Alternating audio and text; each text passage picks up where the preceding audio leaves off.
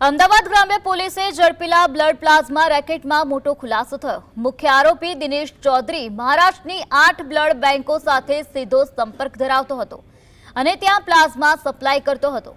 આરોપીના ઘરેથી જપ્ત કરાયેલા પ્લાઝમાના બીજે મેડિકલ કોલેજના પેથોલોજી રિપોર્ટમાં જાણવા મળ્યું છે કે પ્લાઝમા તદ્દન ભેળસેળયુક્ત, નેગેટિવ અને માનવ જીવન માટે અત્યંત ઘાતક હતા।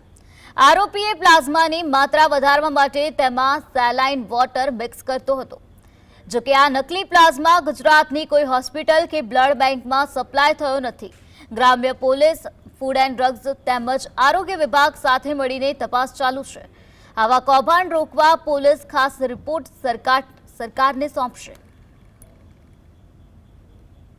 દિનેશની પૂછપરછમાં ખબર પડ્યો કે એ લોકો એમાં પણ સલાઇન વોટર મિક્સ કરતા હતા। જે સલાઇન વોટર જે છે એ પાણી અને સોલ્ટ જે છે NaCl મિક્સ કરતા હોય और એને સાથે સાથે પ્લાઝમામાં મિક્સ કરતા હોય એની ક્વોન્ટિટી ડબલ થઈ જાય।